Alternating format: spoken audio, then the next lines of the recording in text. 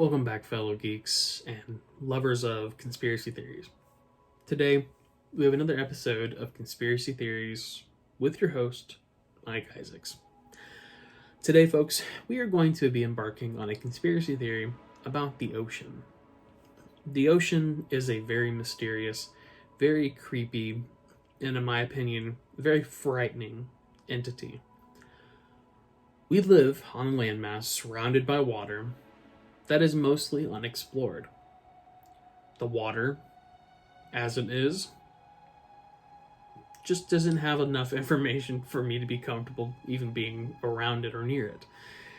I suffer, I guess you could say, from a fear of open waters, such as oceans, rivers, and lakes. I find that being on boats is tolerable, but swimming in these open waters, in these vast open areas, is just incredibly very frightening. The thought of there being something underneath me or there being nothing below me to the seafloor terrifies me. That being said, the wide open oceans that we exist around and within have a lot to be explored. And today's theory talks about one time in which we did attempt to explore. Today we're going to be talking about the Baltic Sea Anomaly, a shape/object that was found in the Baltic Sea that has raised some questions and some suspicions in regards to what it is. But today, we're going to talk about a few possible theories to what this anomaly could possibly be.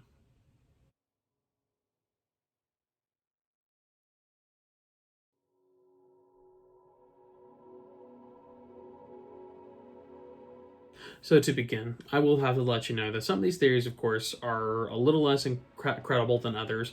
There are four that I would actually say that gain the most traction. Now, some of these, of course, are theories by conspiracy theorists. These are theories from tabloid journalists and things of that nature to try and make the story more interesting. So I'll probably start out with some of the more, I guess you could say, far-fetched ideas in regards to what this is. And then I'll kind of finish off on some of the ones that are maybe a little bit more understanding. Now, two of them, of course, have very similar paths, if you will, so I may kind of cover those just kind of together. But first, we're going to explore the thought that maybe this Baltic Sea anomaly is extraterrestrial.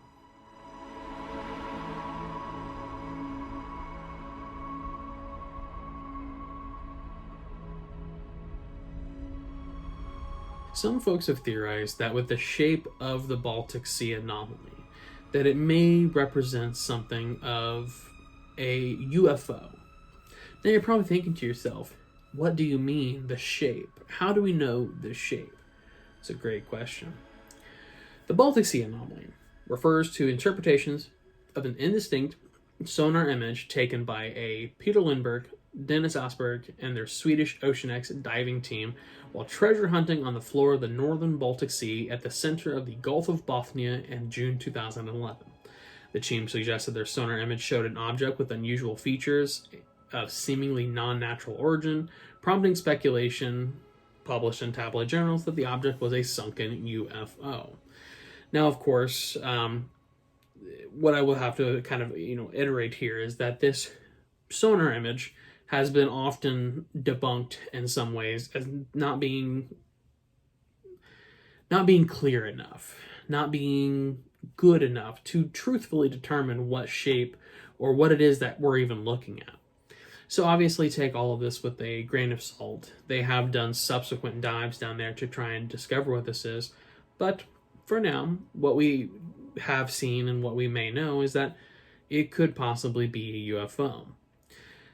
The shape, of course, has been often joked to be similar to that of the Millennium Falcon from Star Wars, if you don't know what the Millennium Falcon is. And there are also some theories that it may be a UFO, that maybe it's not extraterrestrial origin.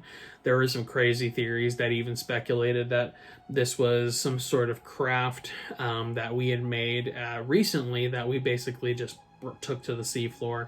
Obviously, that seems a little even more far-fetched than the UFO in itself. But it's a very interesting speculation to see this circular object at the bottom of the seafloor and in a very odd position. And to say to yourself, what could this possibly be? And then when you look at this and you interpret this data, you can't help but let your mind wander a little bit and say, could this be from space? Could this be of extraterrestrial origin? Now, truthfully, this doesn't seem likely. Obviously, I can't say 100% because I've not seen this myself. I've not been down there. I can't tell you for 100% certainty. And we actually don't have a very clear image of what we are looking at. So I can't tell you for with 100% certainty that it is or is not a UFO, but I do like to think and do like to believe that it is possible that maybe thousands of years ago, a UFO crash landed into our ocean, or what could have then been another form of land. And when it crash landed, it simply sunk or was covered by water over time. There are definite glacial deposits around the object, as well as other types of stone and sediment that lead us to believe that it's been there for quite a bit. That being said, UFO may be a little far-fetched, but there are some other interesting theories in regards to what this may be.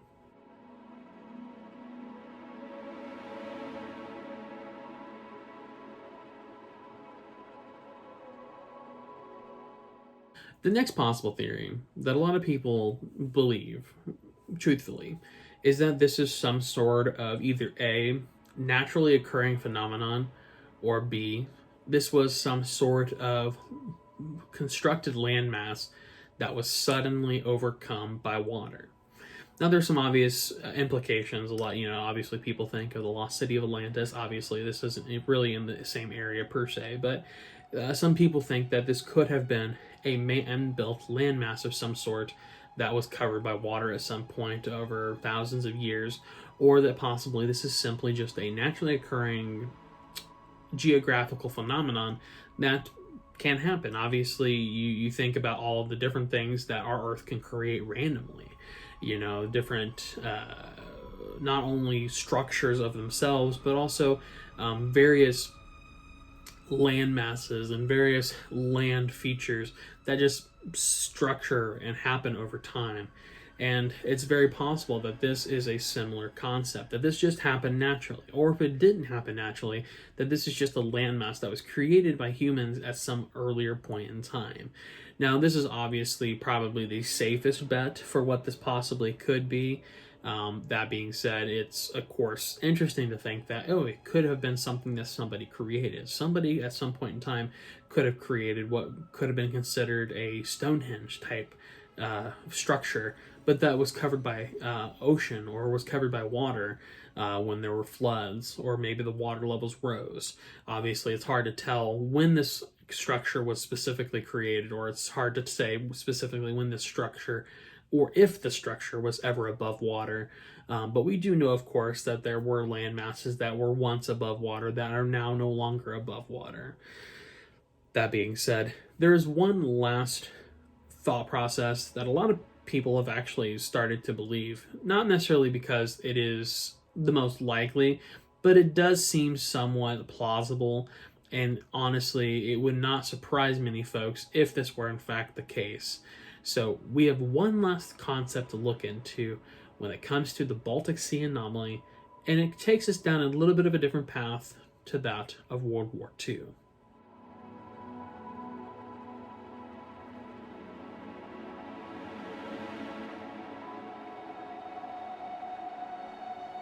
It is no mystery that over the years that we fought in a world war back in the 40s, that there were a lot of things that either went missing or crashed into the sea or any number of other issues of that nature.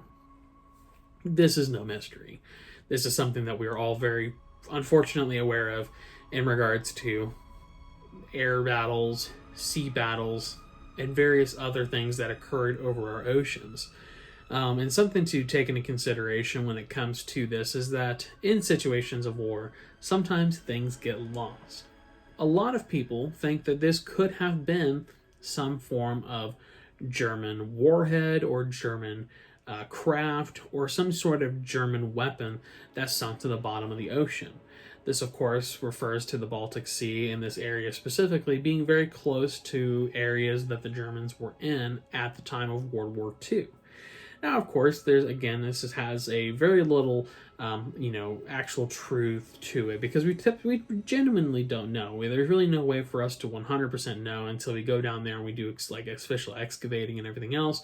But who's to say if we will or ever can do something of that nature?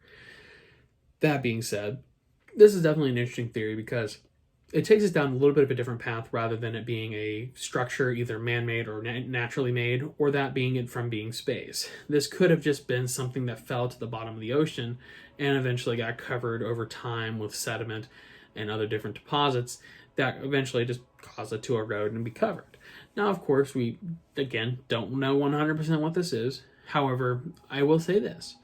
It is very possible that this could be something that was just lost, sucked at the bottom of the ocean from a war that happened going on 80 years ago. And it's very interesting to think that that could be the case. But some people are also theorizing that this may have been a nuclear warhead, that this warhead is actually that of a nuclear essence.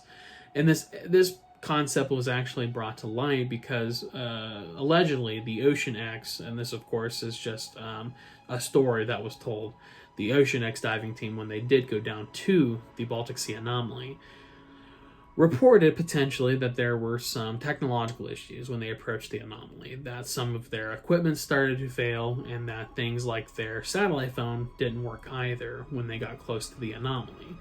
Now, this could, of course, aid to the theory that this could have been some form of nuclear option, that there were something coming off of this anomaly that was interfering with technology. That being said, it is quite possible that that's the case. Or it's quite possible that maybe whatever structure this is, maybe just the way it was formed in the sea and where they were located prevented them from using their equipment. That is also equally as likely because when you go into the ocean, there are definite things that a lot of people don't think about when you go into water and you go that deep. Sometimes equipment does malfunction.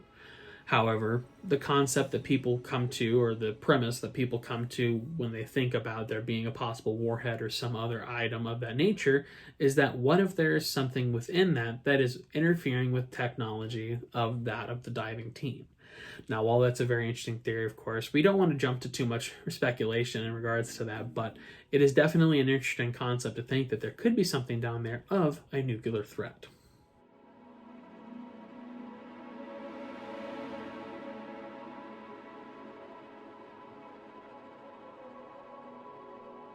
So as you know, we don't know what the Baltic Sea Anomaly is. There are lots of theories, 4 specifically that we went over, that kind of try to understand what this could possibly be. Of course, there's really no way for us to truthfully know what it is until we go down there and we start excavating and everything else. But the likelihood of us being able to do so is probably not super likely because typically when it comes to these types of things, you don't want to really mess with what is sitting in these deposits, and who's to say that our technology would be able to do so. Obviously, as the years go on, the likelihood of us being able to do more and more exploration and excavation of the oceans becomes more and more likely. And hopefully one day we'll have an answer as to what the Baltic Sea Anomaly truthfully is. And who knows? Maybe we could all be wrong and this could be a completely different situation. Maybe there's another theory out there that I didn't cover that is the truth. But that is exactly what this is. Conspiracy. People don't know what the Baltic Sea Anomaly is, and has generated widespread thought in regards to what it is. And truthfully, that's one of my favorite parts of our world and our communities, is that something like this could be looked at and analyzed and people could come to different conclusions. And sometimes it does take somebody just thinking outside the box just a little bit to find a theory that maybe even makes more sense than what most people agree that it is. So with that being said, I hope you enjoyed today's video. I'm going to try and do some more conspiracy-esque type deals. Definitely talking about horror movies is something I love, but I've definitely exhausted my horror movie and internals, so I'm going to start doing some more conspiracy videos on Fridays to try and supplement my content, because truth be told, I've done a lot of horror related stuff and I am running out of ideas. So I hope you liked this video. If you did like this video, please let me know in the description down below, or not the description, in the comments, you know what I mean. Or hit us up on social media, Twitter and Facebook. Twitter's the best place to reach out to us, in my opinion. Facebook is great as well, but Twitter is best. Hit us up on Twitter, send us the DMs, comment, write us something. I don't even care. Just interact. That's all I want. Or if you want to join the Geek-Stew crew, let us know on Twitter. Truthfully, send us a DM. I'm always there. I will always be able to review that, because here's the deal. We're looking to continue to explore and continue to open the doors of Geek-Stew to other people, because we do want to expand our product. I'm usually the one that makes the videos on here. I do have other folks who help me with content creation, but we do want to broaden our horizons, because truth be told, the more people we have to make content, the more interesting and unique and diversified our channel will be. So that being said, follow us on social media, join us if you want to, and if you don't, give us a subscribe, give us a like, come back every week. I put out videos Monday, Wednesday, and Friday. Sometimes they're different stuff, sometimes they're the same stuff, but until then, until my next video, everybody out there, stay safe, stay happy, have a wonderful weekend, and of course, trust no one and question everything.